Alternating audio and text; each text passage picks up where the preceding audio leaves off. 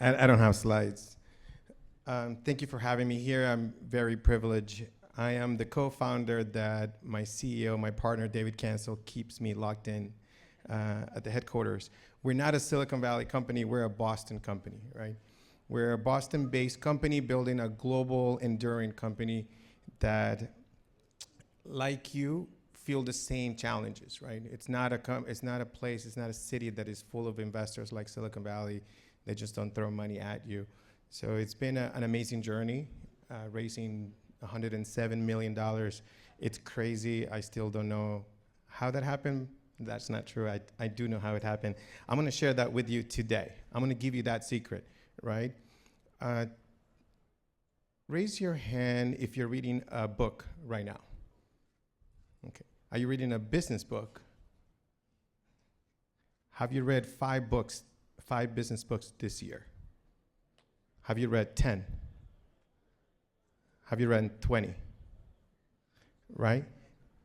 And so what I want to share with you is my journey with learning and reading, right? It started from my co-founder that he likes to tell the story that about 10 years ago when I first met David, we have worked on 4 companies together, 10 years. It's a marriage. And what happens is that he tells a story that one day he would tell me, Elias, you need to read. And I would say, no, I don't need to read. I already know everything.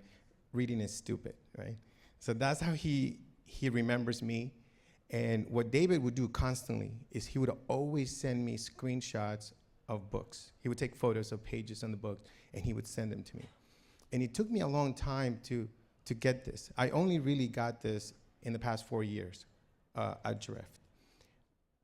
I always admired him for his vision and for his thinking and for his ideas and creativity, but I didn't realize where this was all coming from. And then one day it finally hit me. He's getting all his ideas from these amazing books that we all have available at our fingertips. And he's like, comes up with this great stuff. And I was like, where does this all come from? And so it's been an incredible time that it took me 6 years with my co-founder to realize that I needed to read.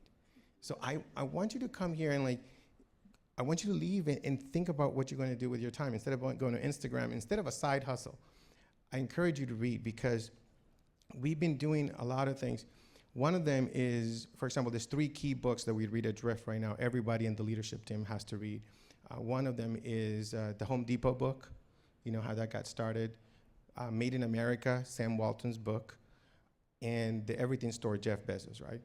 These 3 books are just such a wealth of knowledge that if you want to raise $100 million, you have to be able to share a vision that is that large, as these great founders have created. You can't go to an investor and say like, oh, I'm trying to build a business that might make, $5 million in revenue ever, right? No, you have to give them a vision that says, I want to be the Amazon of B2B. I have a problem, I want to change the way that every business buys from every other business, right? We want to build a $10 billion company. You have to be able to share a vision that is that large to raise that kind of money and to have people believe in you. And where this information is stored, just like everyone is here today is because you guys are curious, right? You want to learn. You're trying to get this great insights from amazing co-founders and founders of companies. But I'm telling you, there's even a better way. You don't have to be here in a really hot room right now. You could be in the comfort of your home, or you could be at Flex Day, and you can meet at a great coffee shop or great restaurant. But you gotta carry a book with you, right? It's this thing that you have to do today when you leave here. Go order a book. David, we were with Drew Houston from Dropbox, and he said, I'm reading this book called Playing to Win. That is, how do you actually create strategy for your company? And he says, this is what helped us build a $10 billion company. That moment, as soon as he said that, I opened my phone, I ordered the book. You should order that book right now and read it. And it's already changed Drift. It could be a big moment for Drift. When David and I read that book, we ordered it. I was in Rome on a 20-year anniversary trip with my wife, and I read this book in every break I could. And we came back, and the whole team, I put together the leadership team at Drift and said, we're going to go through this framework to really make sure that we are making the right choice for the future of this company. And so when we are there ringing the bell at an IPO, when we're like building a $10 billion company, we can say that these are the moments, right? And it's because of the wisdom that is found in the books. So all I'm bringing you today is a very basic advice to read a book, to go find out. David Cancel has many lists of his favorite books to read. He has a podcast called Seeking Wisdom that you can subscribe on iTunes and listen to a lot of the reviews from the books that he reads. And just, take a moment to invest in yourself, in your own growth, and in the growth of your company. Thank you very much.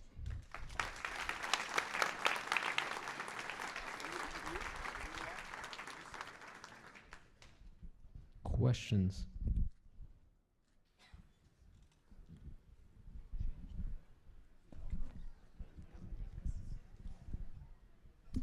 Yes, great talk. Great fun. I'm a personally great fan of Drift. I've been using Drift from almost day one, and huge fan of Seeking Wisdom podcast. Awesome podcast. So you guys are rocking. You've been in charge of engineering for a long time. So as I'm trying to scale and grow my startup, what kind of tips you can help me that would be applicable to hiring engineers? How distinguish great engineers from just good ones, average ones? That's very hard. I think you need to have a great. Are you an engineer? Okay, so you have to be a good engineer to know how to hire good engineers. That's really what it boils down to, and you have to learn very quickly, because if you're not a good engineer, then you're not going to be able to tell the difference in the other ones, and it's going to be a lot of trial and error. I think you have to do that. One of the things that we're doing at Drift is that we are already at a scale where we were 45 people last July. We were 20 the July before that. We're 180 now, right? And so we're hiring sometimes 20, 30 people a month.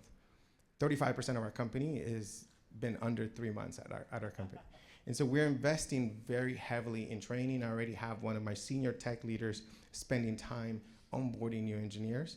And so the only way I think we can scale is by actually teaching people. If we teach them, if we invest in them, we can afford hiring engineers that might not be as good as experienced, because there's just never are there enough engineers. And so what you do is also you have to create a set of best practices and architecture in your company of how you build things, and not just let anybody build whatever they want. And so I think the system, the training, the culture, all those things will help you have a higher success rate when you hire engineers. Because you can't just depend on how great they are initially. We all have to learn. A question over here. Great talk. One of the books I think you mentioned, The Playing to Win It, is the one by Roger Martin, right? Correct, PNG. Yes. Yeah. So I just finished, not just finished, a couple of years ago I finished reading that one as well, and I thought it was a great book. I just wanted to see, how did you, the whole choice cascade strategy that he talks about, the framework that he talks about, how did you implement it at Drift? I've been trying to speak to the team, the leadership at my company, and try to tell them about it and be able to get them on board with doing workshops or adopting that strategy. And it just seems like it's not being heard, unfortunately. So what do you recommend? How do I approach that, or how did you approach it, and how did you buy into it? It was easier for me because I just told everyone we were doing it. But I totally hear you. I think that one of the ways I suggest, so what I've done at Drift to implement this is I took the whole leadership team to an offsite, and we spent the day there. I bought the toolkit on Harvard Business Review. There's a facilitator's guide. I bought all this stuff. It's like, I can't believe I'm doing this. I'm an engineer, right? It's like, I don't want to do frameworks and toolkits. But I did that. And one of the things that I learned in there is that if you start from the top, right, and you do this strategy for the company, then what happens is that every department can do their own cascade, right? And so you can also do the reverse. You can just start with your department, with your team, and say, let's do this exercise for ourselves in making choices, right? Strategy is about making choices. It's not saying yes to every single thing. It's learning how to say no to some things and saying yes to one, right? and then answering 5 different questions. It's an amazing book. Another thing about reading is that you have to be ready to learn.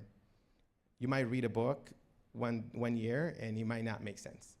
And then you read it again later in a different stage of your life or your company, and then it's gonna hit you like a brick, right? Like a 2x4 on your face. And so I think for us, like, you know, Playing to Win it was at the right time for us. And so I got it. I think you gotta keep trying. Perseverance, right? Like, I love that quote. And tenacity. So I think you're gonna keep trying, but I would say start in a small, isolated area of your company, prove that it works, and things that are good will spread. Question over here. Thank you very much for that talk. I think my question is really around building a founding team. How do you first find, select, and keep a good solid founding team? And how do you make the demarcation between who become employees and who become part of the founding team? So I've only started companies with David Cancel, so I don't know how to, I just did what he told me. He was older and wiser. I think that it's really hard. It's really hard to find a founder. Like, it's really hard to find a founder that you would also work with again. The founding team are the initial first 1 or 2 people. You know, try not to have 3, try not to have 4, 5, or 6 people. It's too complicated. It's too hard, and most people won't go through it till the end. So I would suggest the first 2 are the founders. Everybody else is an employee, right? And you don't want to do it alone.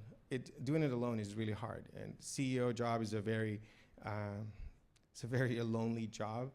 And it's been fun working with David and growing experience to the point that I can support him and help him and share some of the load with him. But normally, like, the CEOs are doing it by themselves, right? Because they can't share anything with anybody. So find one partner, focus on that you trust, and test them. You know, you gotta test them hard and be ready to pull the plug if you don't feel it's the right person.